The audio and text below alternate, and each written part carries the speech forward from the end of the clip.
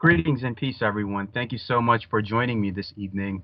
Today, I have the honor and privilege of being joined by my sister, Penny Bradley from California.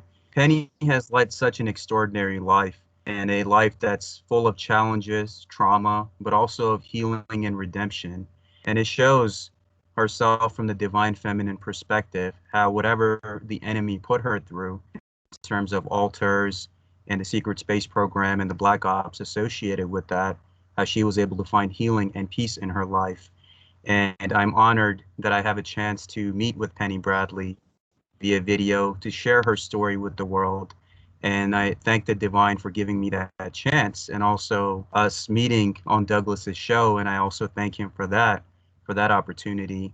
And I wanted to get Penny on so she could tell her story to the world in these pivotal times that we're living in times where things are just not the same anymore. Things are changing in a very drastic way.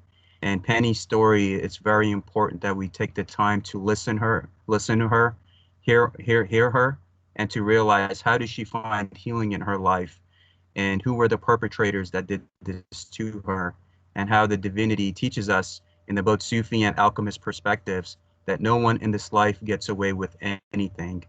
And with that, I would like to introduce my sister, Penny Bradley, who will tell us about her experiences with the secret space program as the Nakwafen pilot, and also how she find healing from her altars, and how she has kind of led the life that she has. So thank you, Penny. I'm truly honored for you to be here. Thank you for having me. I'm not sure I would say I was healed. It's a work in progress.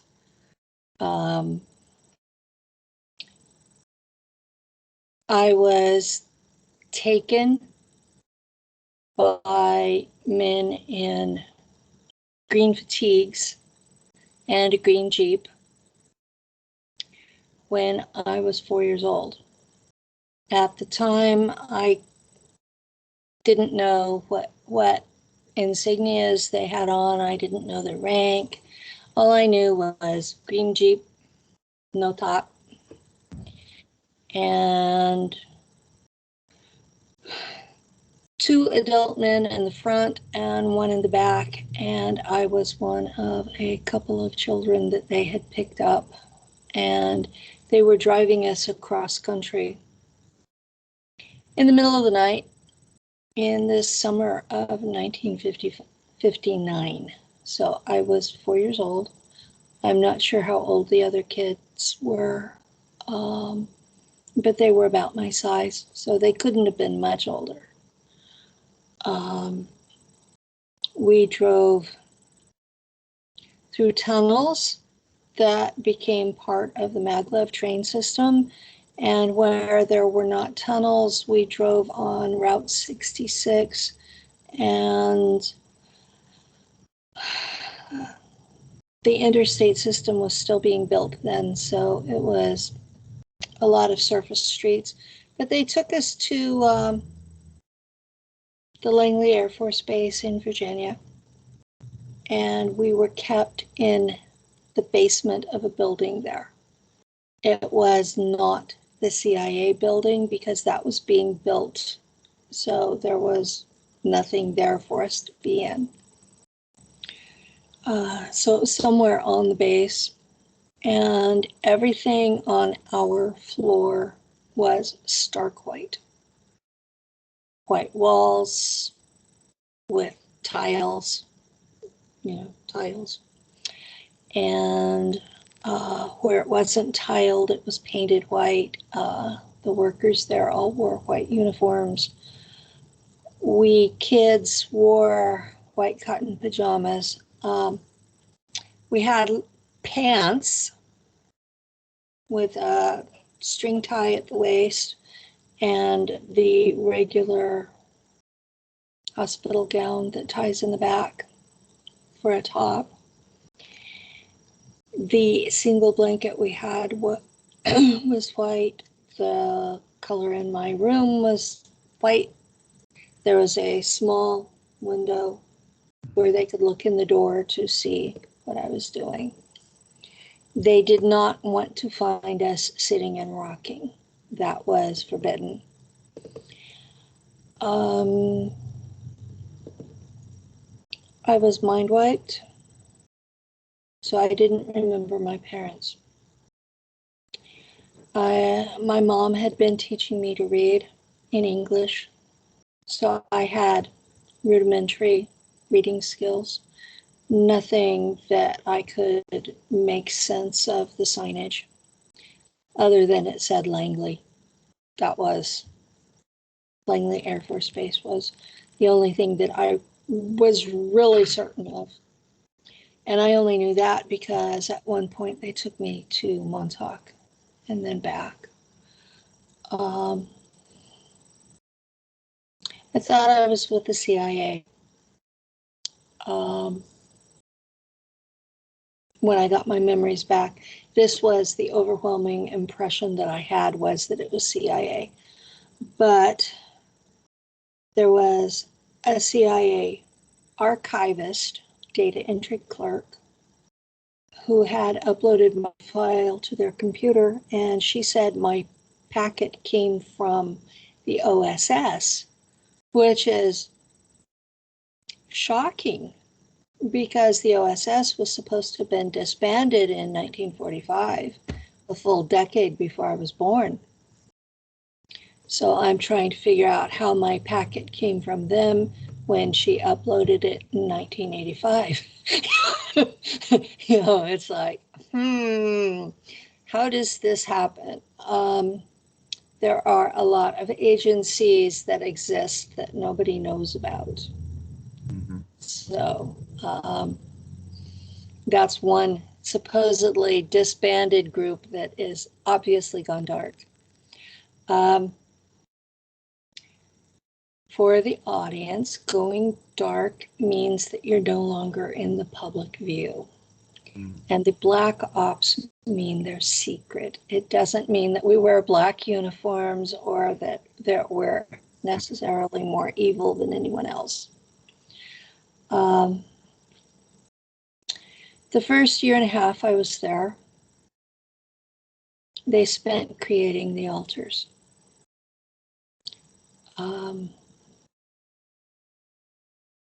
They do that best, fastest through sexual assault of young children. When that stops working, they have 5 or 6 other methods. For me, it included drowning, being nailed inside a wall, put into I'm not sure if it was a bank vault or if it was a refrigerator unit. It wasn't cold, so the power was off. But they put a group of us in there to suffocate together.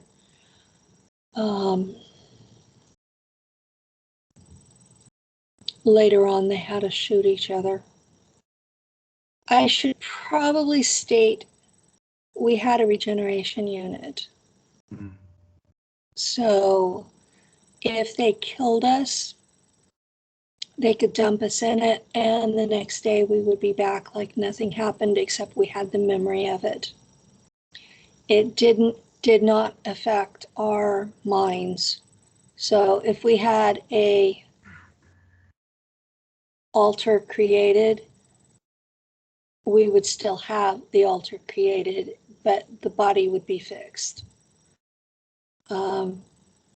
Most of the kids died. They went catatonic and were incinerated, usually alive. So there was a lot of the smell of other kids burning and hearing them scream. So this place was hell on earth for a child. Mm-hmm. And after a year and a half, they had the number of altars that they wanted. And it's like baking bread. You do a bunch of stuff and then you have to let it sit. Mm-hmm. And then you can do more things. So while they were having to let it sit, they sent me to Montauk for 6 months to see what I could do in the chair. Mm-hmm. The chair came out of, well, they told us it came out of the Roswell crash. Mm-hmm. and it responded to the psychic abilities of whoever sat in it. So it did different things with different people. Mm-hmm. And they found they found most of us could travel in time with it. Some of us could enter into other people's bodies almost like possession, and then come back. I have an associate named Joseph Powell who had that experience with it. What I did was I went interdimensional and took physical objects with me, like the chair. And there was there was a 9-foot tall brown turtle being who sat in the corner and watched. And when I would get lost in hyperspace, he would come find me. And I always thought, that was a bit of a odd detail to remember. But Doris, the CIA data entry clerk, said that it was in my report that he was there. And that he had chased me down enough times that he found the man who was running that Montauk project was going to incinerate me. He said I was useless, that I was non-cooperational, that I was a complete waste of time. And this turtle being said, no, she's worth saving, and put a chip in me so I was easier to track. But from my point of view, I was 6 years old. I had had 2 years of sheer hell. And I was trying to run away. Any rational person in that situation would have been using whatever abilities they had to get out of there. And that's what I was doing. So I found out later that everyone who survived mind fracture got sent to Montauk in those days, boys and girls. The later program, that was Preston Nichols and Al Bielek, and that Peter Moon has written extensively about. Those guys were a full decade later. So I was there approximately 1961-62. So, yeah, I encountered beings that were not from 3D Earth. And I think that where they were was physically Earth, but another dimension. So I would not call them extraterrestrials, but they were kind of cross between wild pigs and humans. And when they're usually portrayed in art, they're usually painted green, but these guys were brown. And they dressed like Victorian England. So they were very prim and proper and kind, but they had tusks. So they were not what people normally associate with the term orc, which is why I haven't used it regularly. But I would end up going to their village, and they, because they had me naked in the chair, or in hospital PJs, one of the two. These people would come out with a quilt or a blanket and put it around me and bring me soup, and it was thick, warm broth, and it was really good. And I thought of them as much kinder than the folks that were hunting me down. So, to me, they were like, if I could have stayed, I would have. But I eventually cooperated with the experiment that they were working on. There's a time travel theory called the butterfly effect. That if you go back in time and you step on a random butterfly, that when you come back to your timeline, everything's changed. Okay, in the course of these experiments, they found that there are certain key individuals that matter, and that everybody else is pretty much filler, no matter what the species. So if you're a key player, then you can't step on that being. But if you're not, they could do whatever they wanted. And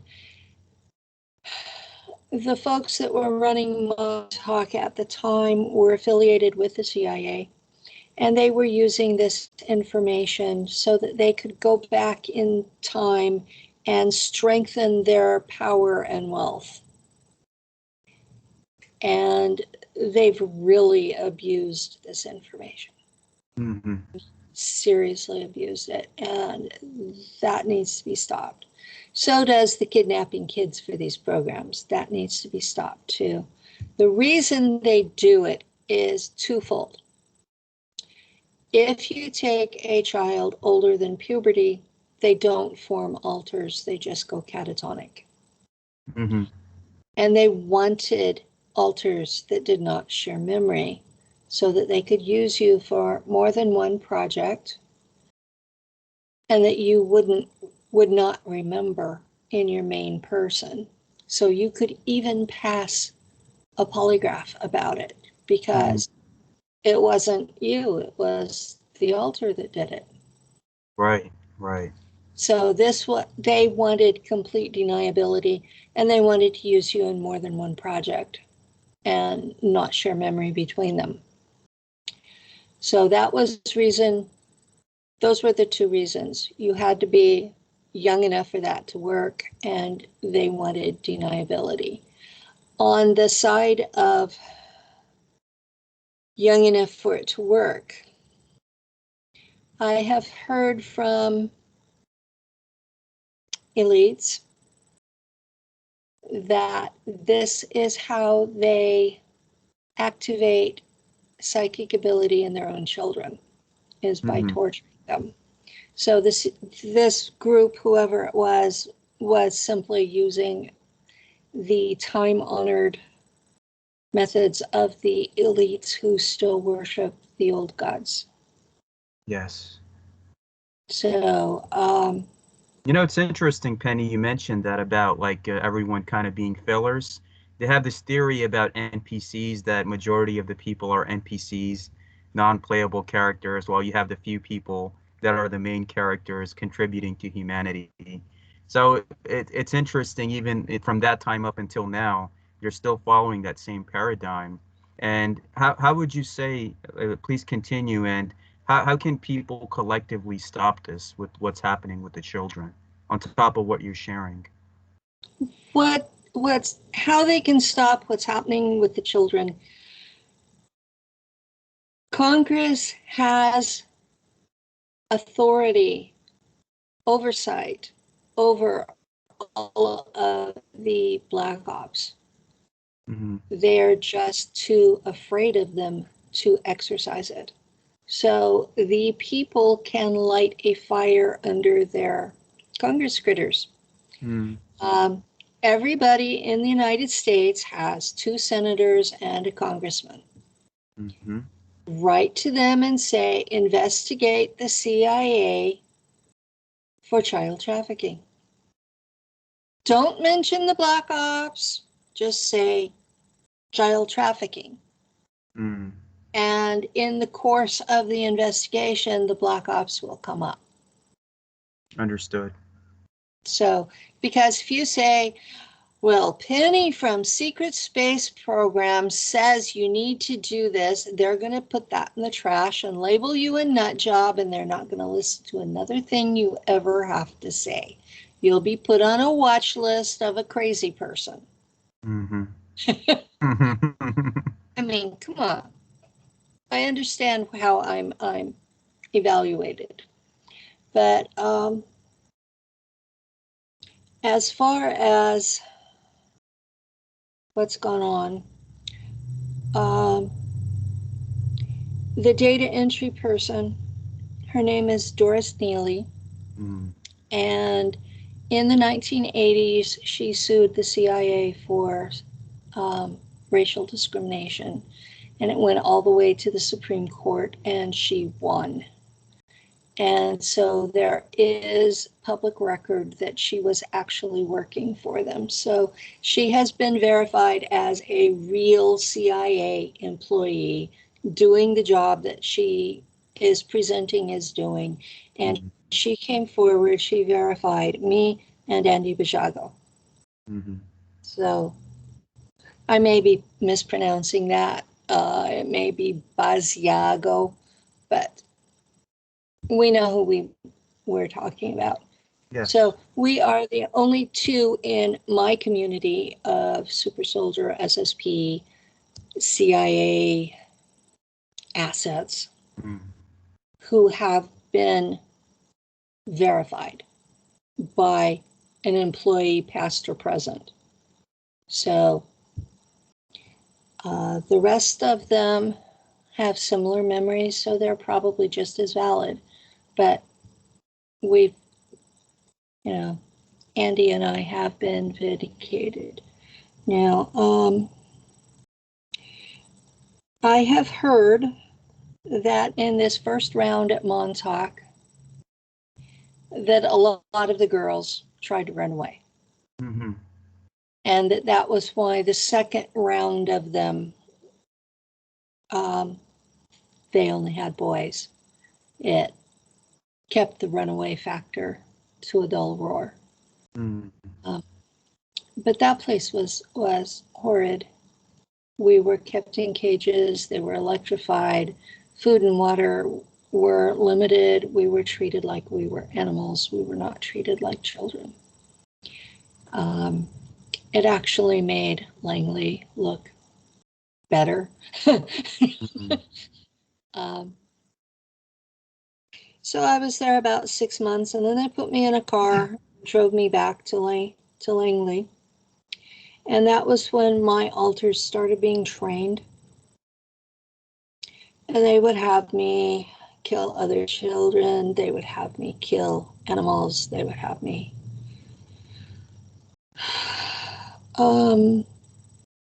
go into a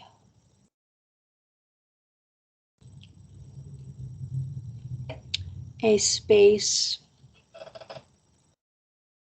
It's almost in between dimensions, but you can travel through it and bilocate your consciousness. And instead of remote viewing, I would actually bilocate and be there and be able to see and hear and have telepathy with individuals, so that my body could repeat what I was hearing. This was like the ultimate spy. This was one of the things I was trained to do. I was also trained to work with extraterrestrials because the agency that was training me had modified my DNA before I was born. So all along, they have considered that they created me because of this. It's basically the same thing today we call CRISPR tech. So they had created me, therefore they owned me like a truck or a wrench or a screwdriver. I was their property. I was not a person. So I was not entitled to free will. And they have used me over and over and over and over my entire life. This first trip out, when I was 9, we went to Long Island, and there's a building under a bridge. It's 4 or 5, maybe 6 stories. It's not the Empire State Building. And there's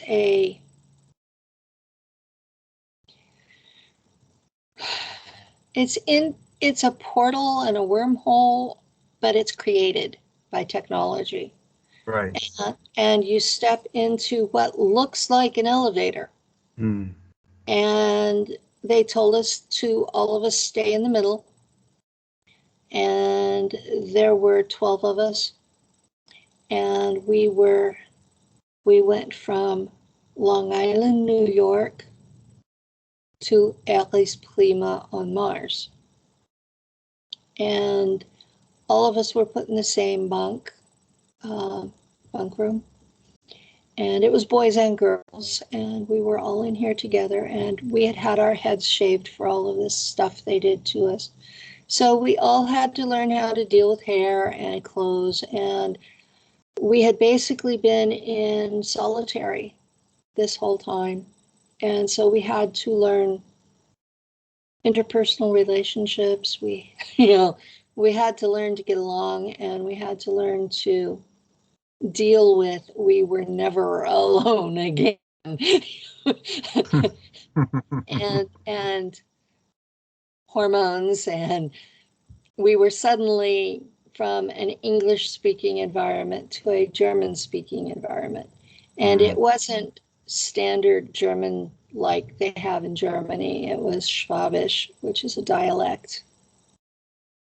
And so we were put into Schule and taught history and German language and the Eddas in German, and we were taught their mythology, and not as a religion per se, as much as these are the stories of our ancestors. So most of the kids were at least part German. I'm not. This is going to shock some people because I served so many times with the Germans, and I'm not German. That's interesting, Penny, because I always thought that you did have some German heritage for you to be connected with the Nachtwaffen fleet. No, I'm. Thank you for clarifying that. This sounds arrogant, but I don't mean it to be, because this is part of why I was chosen. I'm descended from the Scottish royals. And they were descended from the Scythian tribes. And the Scythian tribes were just across the Himalayas from Pakistan and those areas. And when they came into India, they were known as the Aryans. When they started off just north of Pakistan, on the other side of the mountains, that whole strip of grasslands, and they had horses, and their enemies did not. And they ended up becoming the ruling class from Japan all the way through to Scotland. So you are my sister. We are connected in some ways since I'm from Pakistan. Yeah. If you go far enough back, I think almost everybody is related. Indeed. And my attitude is that even if we're not, we're still the same species. Yes, of course. And there should be equality. But these programs were looking for a certain blood type. They were looking for Rh negatives and carriers. Mm. That's what they were looking for. They were looking for Rh negatives that did not have money or power, so that they could do what they wanted to us. If they ended up killing us, no one would care. Mm.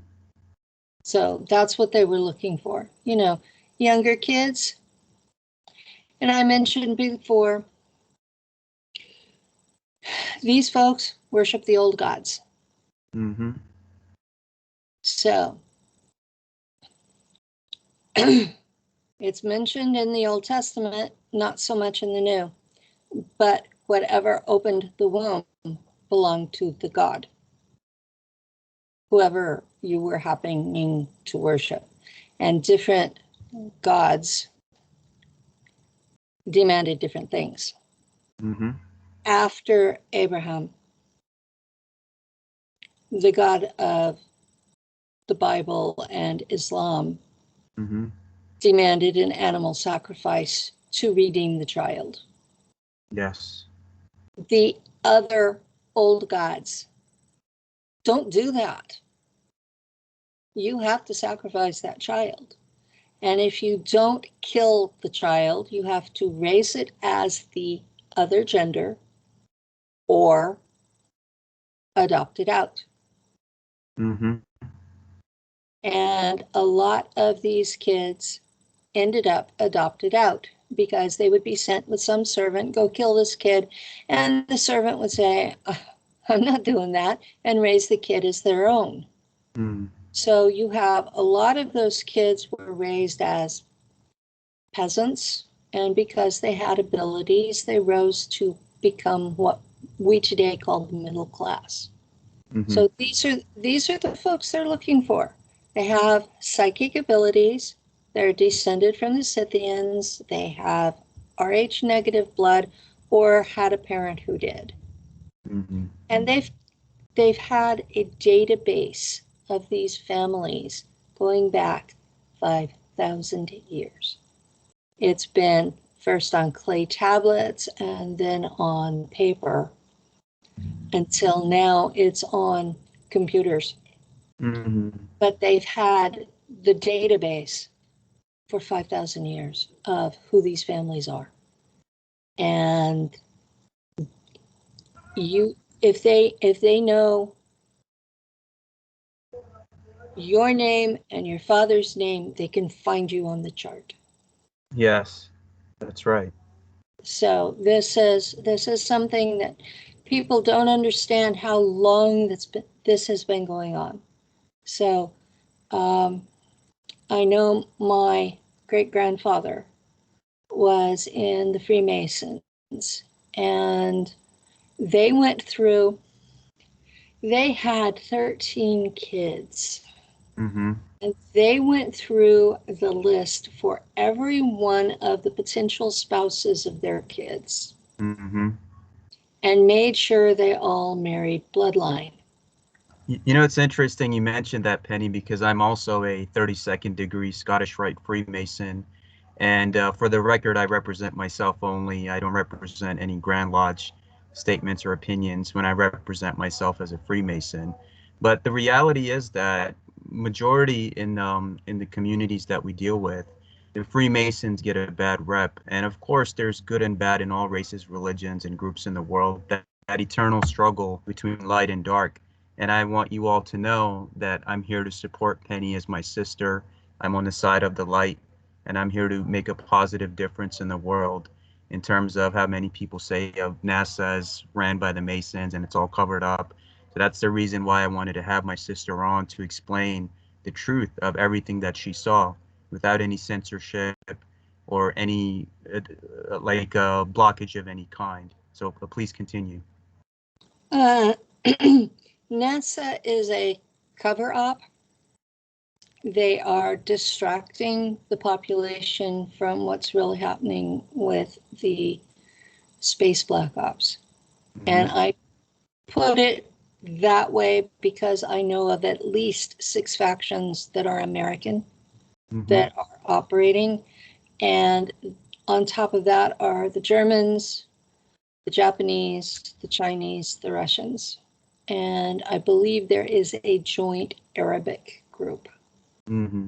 But it was basically anybody who had atomic weapons has a space presence now. It's scary, huh? Yeah, definitely. And nobody wants anybody to know this. But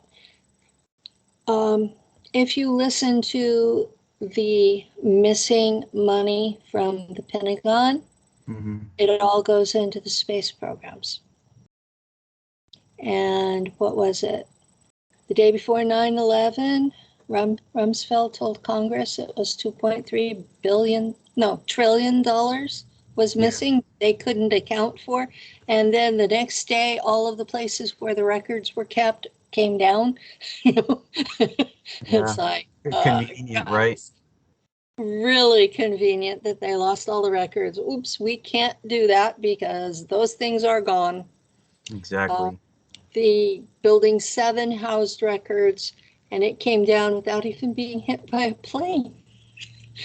Well, they caught the owner on video saying to do the demolition and pull the switch. That's on record of the owner on YouTube. It's out there. Yeah, it is. And still people believe the official record, the official story. And I'm like, why?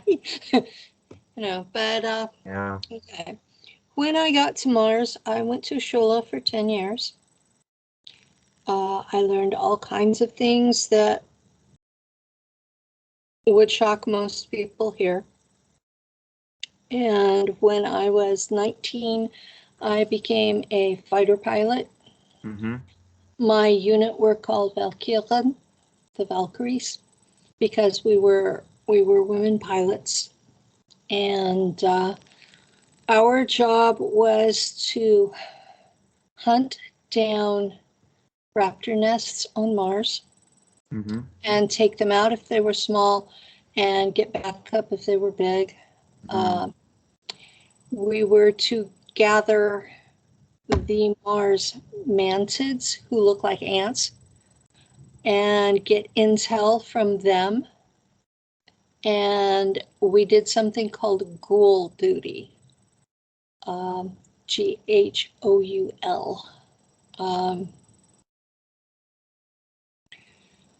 We had regeneration technology. So we could bring you back from the dead for up to 4 months. Mm-hmm. The longer you were dead, the less memory you would have when you were brought back. Mm-hmm. But we had so few humans in proportion to our enemies that we went and found all the bodies and brought them back and regenerated them. So death was not an option. Mm-hmm. And there are native Mars humans who are so much like us that our computers could not tell the difference. Mm-hmm. So we ended up regenerating a lot of the Mars native humans, and they wanted nothing to do with us. But they were about 7 feet tall because there's less gravity on Mars. It's a smaller planet. And they had large chests, large lungs, because the air pressure is lower. Yeah. And they had kind of an orangeness to their skin. And we figured it was dietary. They must eat a lot of something similar to carrots. And they generally looked like Apaches from the American Southwest, but they dressed like they were from ancient India. So saris and the men's pants, that were just a wrapped fabric. And actually in the they had less gravity there, so these gauzy kind of fabrics would just kind of float and look really elegant. And they were usually in a black or a dark blue. So the women went topless like in ancient India, and it was a religious thing with them. They worshipped the mother. Mm-hmm. And that was, the breasts were the suppliers of milk and therefore to be wholly honored. And when the Germans and later the Americans got there, they ended up raping these poor women. So the Mars natives, anytime Earth humans showed up, they would just abandon camp and leave. Mm-hmm. Oh, I can't say that I blame them. Right. The Germans had started the war with the raptors and the mantids, and the Mars humans wanted nothing to do with us. From their point of view, the Mexican cartels had moved in. So, I have trouble getting that across to people. They think that because they are nice people, that Yeah. humans in space are nice people, and we're generally not. It generally is the wild, wild west with military. And we go through and we trash everywhere we go, and we're mean to the people that live there, and we think we're better than everybody else. And by the time we figure out we're not, we've already destroyed them. Mm-hmm. And it's me here now. I'm just frustrated by how we behave out there. It's an embarrassment. It's the same what we have on this world right now on what's going on with racial and religious divisions. We don't realize that we're all one people, but people are still trashing the world. I go to the park, there's trash all over the place. People are disrespecting each other over race, religion, gender, about what you look like, Politics. what you believe, politics, of course. And we realize, Penny, that our world is suffering. There are children being kidnapped. There's people suffering in countries with poverty, hunger, and we need to tackle these issues. And it's a reason why the other species probably don't want to deal with us on that kind of spiritual level, because we haven't fixed our own home. Yeah. In 1990, the Germans finally made peace with their neighbors on Mars. Mm-hmm. And I got into trouble. Mm-hmm. There was a man. We were in a long-term relationship. It was as close to married as the Germans would allow us to be. Right. And I was sent to investigate a raptor nest, and I found him being dinner. And I panicked, and my ship, because I was chipped into the ship said, oh, she's panicking, let's fire all weapons. And the Germans on Mars decided they could no longer trust me with those weapons. Mm. So I got shipped out to Nachtwaffen, which is the overarching German military in space. Mm-hmm. They call their civilization Bund Freie Deutschen Welten, Mm. the Federation of Free German Worlds. And basically, they're free of the Vatican, the Jesuits, and the bankers. Mm. If you look through history, you will find that from their first interaction with the Romans, about 300 BC, Mm-hmm. that they have had nothing but crap out of Rome ever since. So we're talking, what? And it's interesting, Penny, like what you described about the OSS going black. A lot of those societies and those that worship the gods and those ancient bloodlines, I believe, like they're still around today, kind of running the show, even though like in physically on paper they might be defunct or they don't exist, but I believe they're still out there kind of running the things like you pointed out. Yeah, they are. When I did my family tree on Ancestry, Mm-hmm. I was stupid. I made it public. Mm.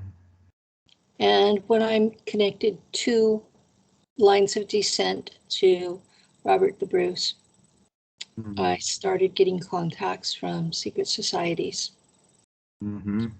And, I'm still playing on it. And the more connections I made to Robert the Bruce, to Charlemagne, to the Merovingian kings, to a couple of families, the De Veres and the Sinclairs and those guys.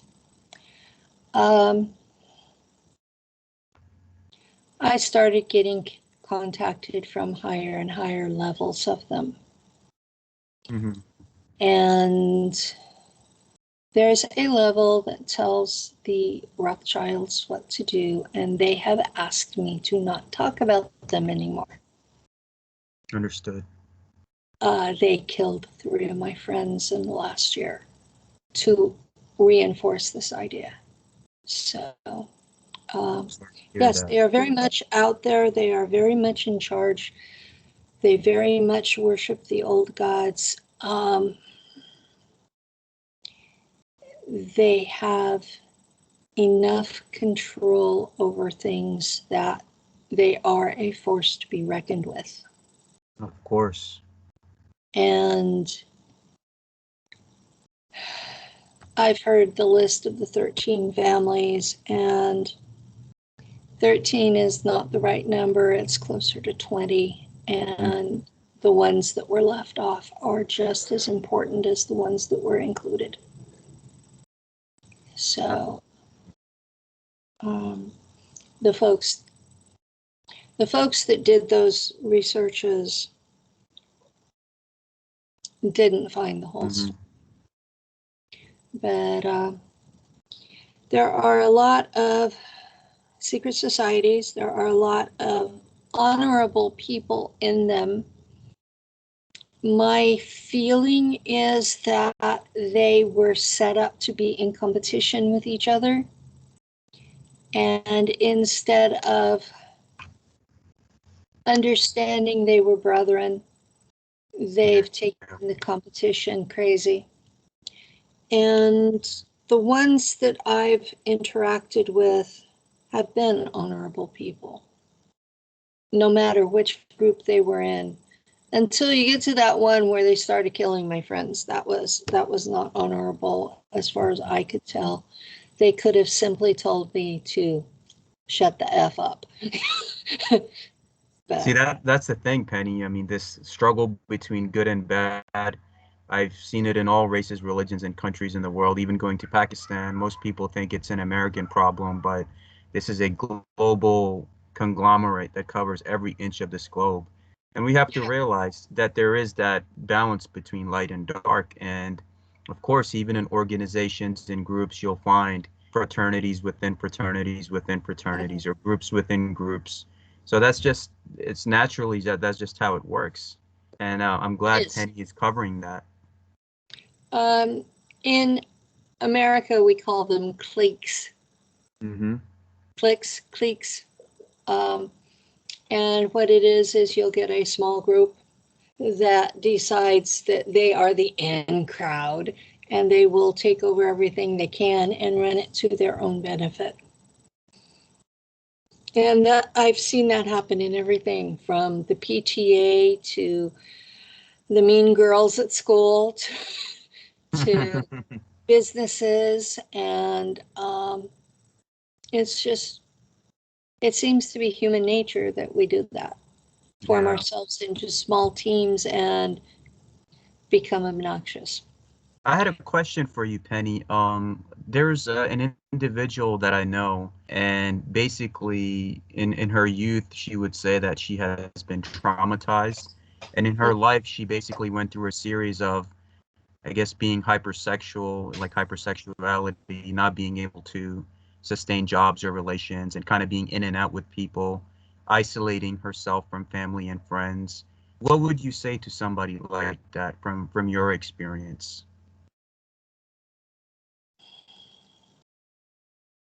I've seen a lot of people like that in my community, men and women. Understood. Because they use sexual abuse to mind fracture us. All of us have a tendency to that hypersexual, to the point that we call it a sex kitten altar. Got it. And that's a really hard situation to deal with. The ultimate solution is to reintegrate that altar and do the shadow work. But not everyone's up to doing that. Right.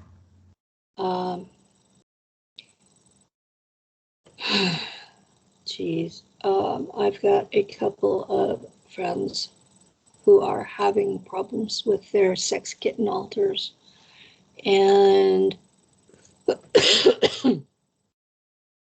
they go all sexual and they're dressed like tramps and they're out hitting on men. And then they'll switch an altar and they're like, "What? You're touching me," you know, and the man thinks that he has consent when she's flipped altars, and they end up more traumatized. And the poor man has no idea what's going on. And so there's a lot of that going on in my community right now. Thank you for sharing that. It's frustrating. It's disheartening. You watch these women struggle with it and you go, you know, you need to do the work. And we do have people in my community who are there to help us. The man I live with, we've been together for 20 years. So in most states we would be married, but California doesn't acknowledge it. So he's an Iroquois shaman. Sorry about, I have a tickle in my throat. But we've done a lot of work together. Our psi abilities are compatible. So we can go into a shamanic trance together without drugs. And so when I call up the altars for reintegration, he's there present with me and can identify which ones are me and which ones are not. Because when you call up altars and you're by yourself, you sometimes get things that aren't really you. There's lots of things out there that would like to be part of your life. Some are good, most are not. So it's like, you know, you have to have some sort of screening process. Of course. And he helps me with that part. And then once it's screened and I have the right ones, then the reintegration process starts. And it takes a while. It's like we're sitting next to each other and slowly merge. And during that time, my guide has told me that Earth Penny has to stay dominant because I'm the only one with an ethical compass.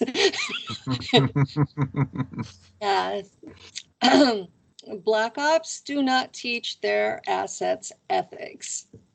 So, and I have some rather dangerous abilities that without an ethical compass, that I could be a threat, and that's not my intention. So, but it's interesting. In the Sufi tradition, they tell you that you always need a guide to guide you through the darkness. So Yeah. I'm very happy, Penny, that you have somebody that loves you for who you are, sticks by you no matter what. In today's world, that is a very unimaginable gift to have. It is. I'm very grateful for Lou in my life, and his name is Luther. We call him Lou. And he's been an absolute blessing. Of course, there are days that he would like to strangle me, and there are days it's like, but yeah, you know, we've been together 20 years and haven't killed each other, so we're doing good. I still like him, you know. So that's an important thing when you have a long-term relationship. It's always good when you like each other. Absolutely. And another question that comes to me, Penny, is if in the Sufi tradition, they always tell us that every day could be your last day on this earth. So if today was your last day on this earth, what would you tell the people that love you, those that love you back, and basically we're in this life together? What message would you give to humanity and those that love you? That I'm not really on. Mm-hmm. I know where I'm going, and it's not a bad place. I think the ancients called it Elysium. Mm-hmm. I've had several near-death experiences, and that's where I've wound up. And I've been dragged back, kicking and screaming, with two archangels, one on each side, dragging me, saying, "Your job isn't done yet." So if I'm dead and gone, and I don't come back, it means I finally finished my job. Indeed. So I'm not sure that that's going to happen in the near future. So, gee, guys, I've been dead and sent back 7 times now. So I'm beginning to wonder if it's possible for me to stay dead. This world is suffering in darkness from what I can see, and we need souls like you and beings like you who are helping humanity and teaching us this knowledge about you, the secret space program, the Black Ops, and this trauma that you had to deal on top of invaluable knowledge and wisdom that you have shared with us. So please, my sister, continue. Anything else you have to share? Okay, serving with the Germans. When the Germans got out there, they found out that every square inch of territory was already owned and had been for a long time. And there had been wars fought in order to establish the property lines as they are now. So they got out there and they had to sublet from someone else. And anytime you are subletting, there's a rent that has to be paid. Mm-hmm. And at first, they had to give humans to the Draco as their rent. Mm-hmm. And over time, that was converted to the Germans would assist the Draco military in putting down rebellions. And so that's the service that I did for 25 years with Nachtwaffen. I was a navigator on a ship, and later on a navigator for a group of up to 20 ships. And we would travel into hyperspace and come out together. And my job was to make sure nobody was in a wall or a floor or a box somewhere, and that no organic life forms were overlapping. So it was my job to keep everything separate. And we would go into battles. We would go in the freighter that I started off on, we would follow the army into a planet's orbit, and we would be delivering soldiers. We would pick up prisoners of war. We would take them to be converted into cyborgs and then sold to other extraterrestrials. The slave trade in space is outrageous. Mm. All of the technologies require a consciousness to operate. And so any robotics have to have a consciousness, which means there is a bit of a brain inside all of the robots. Mm-hmm. And a lot of the people that are out there forget that there's a person inside it. Now, Mm-hmm. this person may not be human. That's a concept that those of us who have been out there understand, but explaining it to someone on Earth is hard. Most humans think they are the pinnacle of creation. That is a story told to children to make them feel secure. Mm-hmm. You know how you tell your child when you put them into bed, you're wonderful, you're great, you're loved, you're happy, you're going to be safe, go to sleep. Okay? We as a species have been told we're safe, we're loved, we're happy. You know, go to sleep and do what you're told. Mm-hmm. And it's for a lot of the same reasons we tell our children that. Of course. It's not, there's very little of what we've been told over the millennia that's actually truthful. And that's very hard for people to fathom. Mm-hmm.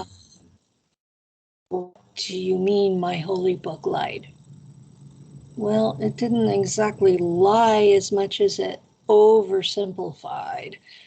And then the priesthood rewrote it for their purposes. And I see that in every religion, not just the Abrahamic ones. Of course. It's like a human nature to, we want to control you, so we're going to tell you this. Now, I'm not blaming the original prophets. I'm not blaming the deities that they were speaking to. I'm blaming the hierarchy of the priesthood who handled it afterwards. Absolutely. So there are folks who are spiritual and interact with other beings, and those folks come back all telling variations of the same story. And then they write it down, and then the priests get a hold of it, and they don't want to lose control or money.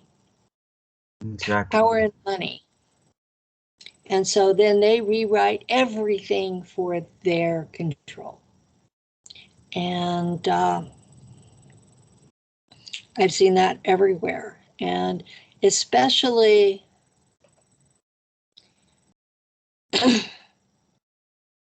I've met a lot of beings in space that claim to be the old gods. Mm-hmm. And every single one of them is a mind and a physical body. Someone we could kill with a laser rifle. Mm. I'm not going to worship a being I can kill with a laser rifle. I mean, come on.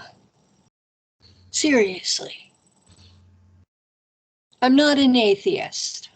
If any, the thing that's closest to what I personally believe is pantheism, that the entire universe is consciousness, and you know that it is what New Agers call source. That I can go with. The quantum static field is where this consciousness resides. And it's just, in physics, it's the level where electric fields morph into magnetic fields and back again, over and over and over. And I had a vision of it where it was pinks and blues in sparkles, and they were just morphing back and forth between each other. And it was really beautiful and peaceful. And it required both. You could not have reality without Shiva's dance. Of course. And that's what Shiva's dance is that electrical fields into magnetic fields and back again. That is Shiva's dance. And without that, there is no reality. So whatever you want to call it in your system, this is basic quantum mechanics.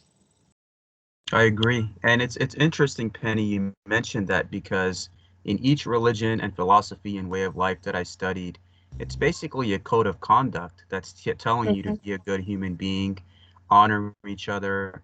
I see in the Holy Quran, it tells you to believe in Allah or God, the source, and believe in the prophets, Jesus, Moses, Muhammad, peace be upon them all. But it's the hierarchy, like you said. They tell you you're Sunni, you're Shia, you have to fight and kill each other. In the Christian religion, in the Bible, it doesn't tell you to be any sect. It just tells you to follow a certain guideline and love each other, the message of Christ. And same with all of these other religions. It tells you to love and respect each other. But you're right. It's those agents of chaos that want the human family divided and not united. Please continue. My grandmother was Jewish, Sephardi. My family was Christian. We were Church of Christ anti, which is, for those who know Christianity, it's Amish light. So it's very conservative, very cult-like. And so I was raised with elements of both. Yes, I'm Jewish, and I served with the Nazis in space. Except they're not Nazis, they're just Germans. Another thing people don't want to believe. Nazism was a political party that lasted 20 years in Germany. It's gone. It's dead. It's not even in space. When they got out there, they found out right away that all humans have more in common with each other than any of us do with anything out there. That's absolutely correct. So, even the Germans in space are not Nazis. But nobody wants to believe that, because they want to hate them, because they want to keep World War II going, because that's keeping the world economy going. We have to kill the Germans. Why? Why can't you just let them go and live in peace? Come on. Exactly. No, it's their whole reason to exist out there is they're chasing the Germans. So anyway, what we've got out there are the Germans, and they're allied with the Japanese group out there. It's very small, but the Germans are very big. The Japanese are small, but allied with them. And then you've got the Americans, and they have 5 or 6 different factions of Americans that don't really get along with each other, but they're all mad at the Germans. And then you have Russians and Chinese. And they're kind of working together. And I know there are Arabs out there, but I don't know what they're doing. So I'm out there with the Germans, and we're watching this other mess go down. And people need to understand, when they listen to super soldiers and secret space program people, there is that division. So most of the guys that are talking, if they were the Americans in Vietnam, they would consider me Viet Cong. So I'm telling the other side of the story, and most of them are not real happy about that, but they know I'm actually right. So they're not screaming too loudly. But yeah, and there's this phenomenon, I call it the hero song. Mm. I use that term from Nordic mythology. Okay, from the Norse. And my Scottish ancestors had Norse ancestors, so this is my family tradition. You go into battle. This is going to be crude. You may be so scared you piss yourself or shit yourself, but you somehow manage to survive the battle. Mm. So that night, you're around the campfire with your horn of ale or mead. And because you survived, you're celebrating.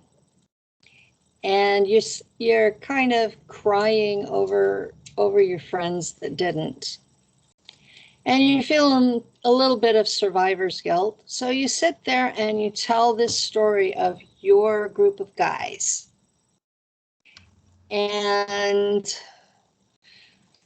the more you drink and the more you talk, the braver you all were. And the more heroic you were. And the worse behaved your enemy was. And by the end of the week, you've got one heck of a hero song. And this seems to be what's going on with some of these folks in the SSP and super soldier movement.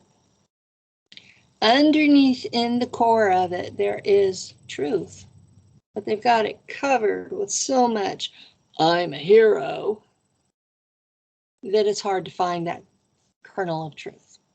That's absolutely right. And I thank you for pointing that out, because that's a clarification many need who are in these communities or who are basically being introduced to the knowledge that is being offered in these communities. So you have to be able to find the truth and have discernment also. Well, I know I wasn't a hero. Mm-hmm. I know I've committed some pretty awful things out there that if I'd done them on Earth, I would be up for war crimes. Mm-hmm. So I'm not claiming to be a hero. I'm just saying that these people are not as bad as they're being painted. Mm-hmm. And the core thing for me is stop the children being kidnapped. There's nothing we do out there that cannot be done by consenting adults. And it's time to switch over to that if these things are going to continue. Mm-hmm. I'm sure there's been enough talk about it, they'd get plenty of volunteers. I think you're right, because everything that happens with humanity happens because of our collective free will. So if we have enough people that gather and say, no, not anymore, and get together and do it in a respectful manner, which kind of honors the system at large, then they can bring a lot of these guys to a halt who are doing this with our taxpayers' money. This, there's no reason for this. Started when Eisenhower signed the treaty in 1957. Mm-hmm. There have been millions of us taken, and most were killed. And the survivors, there are hundreds of thousands of us, and most of us have occasional nightmares. We know something's wrong. We have alters. We're difficult to live with. The flashbacks are horrific. I had flashbacks before my memory was activated. I would wake up. Mm-hmm. I would wake up screaming in the middle of the night. about being nailed inside a wall as a 4-year-old. So it's the flashbacks are beyond anything. And you don't have the real memory, so you have no way of figuring out what's wrong. And this isn't right to do that in the general population. This is just wrong. I mean, pick people who are willing to go in the first place and give them the help they need to reintegrate, to come back into society. Exactly. Don't leave us out there struggling. Now, Mm-hmm. I personally, it was an NSA group. They were Russian translators, and they were assigned to reactivate my first altar, Mm-hmm. the one that went through Langley, the one that went to Mars, the one that went on the ship in space.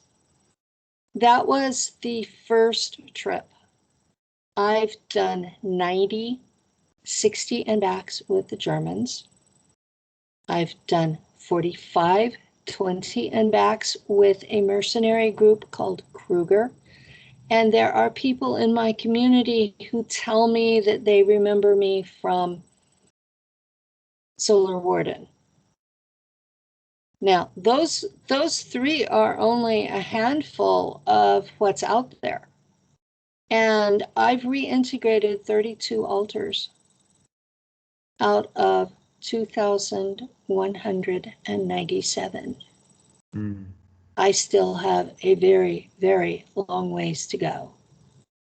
And I've been at this since, well, my memories were reactivated in 2013. And it took me 3 years to figure out what I was remembering well enough to talk about it. Mm-hmm. And when I talk about that one altar's memories, I've been telling the same story since 2016. And that was the story that Doris Neely verified. So that one, I am telling what was in my packet. Mm-hmm. She verified that. Now, I have other altars that are in that packet that I don't talk about because the agencies that they worked for are too dangerous. Yes. People don't understand how dangerous it is to come forward and talk about this. I can talk about space and the black ops related to it and be safe. But when I start talking about CIA alters that are involved in fighting their competition in the drug trade, that will get me killed. Definitely. So, yeah, she told me I had 5 alters involved with that. I have memories from 2 of them. So I have not yet reintegrated either of them. And you were talking about the topic of the sex kittens came up, and Mm-hmm. both of them use their sexuality to kill people. So this is what I was trained to do. So There's an assassin element tied into the kitten program. well, they have the sex kittens to service their personnel. Mm-hmm. So that's one function. They also have sex kittens who are assassins and use it to kill people. Got So it. these are aspects. Mm-hmm. And to just see one of us in that mode, you can't tell the difference. So I think that's what makes it a deadly asset, because you don't know what it's going to be used for. yeah, you I don't know. agree. So, yeah. What they've done to us. I mean, poor Lou. We've been together 20 years and he never knows which one is going to wake up in the morning. We kind of have an agreement that when my main altar first puts in an appearance, I say, "Good morning." And then he can relax because I'm no longer whatever else he was dealing with. And he has told me that there is one altar that if she were a man, he would punch her. That she's that difficult to deal with. So I'm grateful he hangs in for me. But yeah, it gets interesting some days. See, that's the thing, Penny. I realized in my life, even the path that I walk, that no one gets away with anything. Whoever committed atrocities against you, against others, and are still doing it to this day in the post-2020 world, no one gets away with anything. There's a price to pay for all the actions that we commit in this life. And how even the backgrounds that I come from, they always tell us that you are going to be held accountable for this life that you lived, and you have to live it in a good manner and be good to those that love you. And what good did you do for yourself and others? So you were always a good soul, a good being, and the divinity put a great individual like Lou in your life who loves you, who stuck by you. And those that did anything to you, I assure you, no one gets away with anything. Evil gets destroyed in the end, and good always wins. And that's just the way it is. Whatever they could try to get away with, they can try, but at the end, good and justice always prevail over evil. And I hope in my lifetime, Penny, I'm currently 29, and I hope within my lifetime I can witness something like that happen. The lords of karma are real. Yes. And folks who think they're getting by with stuff here will have to deal with them when they die. Of course. And that's something that a lot of these folks tell me, well, we believe in the old gods and we're going to be safe from that. But it doesn't work that way. It just doesn't. You have to treat others properly, and anything that you do that isn't will come back to bite you. The lords of karma get their full justice. You brought up earlier about the non-players. My understanding from my guide is that those folks are baby souls. That this planet was designed for baby souls to learn how to live life, to learn why they should do right, and that they're here as many times as it takes to reach 52% service to others. And as service to self as the culture is, that is really difficult. So that's the goal. That's what it takes to get out of Earth. And I've had people ask me, aren't you in a hurry to leave? Nah. Why? Because I'm here to do a job to make sure that the baby souls have physical bodies to live in. We're all walking each other home and owe this love and light to one another. And we're here to uplift each other's hearts. That's basically our purpose. It is. So, thank you. Thank you for sharing that, Penny. And I also wanted to ask you, how can those that are listening to this from my audience support you and your work? And also, I want to give Penny permission when this is uploaded to my channel to use this video how she sees fit. Thank you. I have a radio show on Global Enlightenment Radio Network. It's called Nachtwaffenpilot. It's on Saturdays, 2 to 4 p.m. Pacific, which is 5 to 7 p.m. Eastern. and it's every week. I'm going to be having a serious surgery November 30th, this 2021, and I will be offline. The doctor said to expect 4 months. So my producer, Daryl Neely, will be playing reruns. He says, I have a whole year worth of files. You best be back before then. So I have a website, spaceportals.net. It's a forum, and you need to initially sign in from a computer because I didn't have the $3,000 to cover all the phones. I pay for it myself, my IT guy and we don't run ads on it. And we've managed to keep Google from downloading anything. So we were attempting to be as private, protect private as is possible on the modern internet.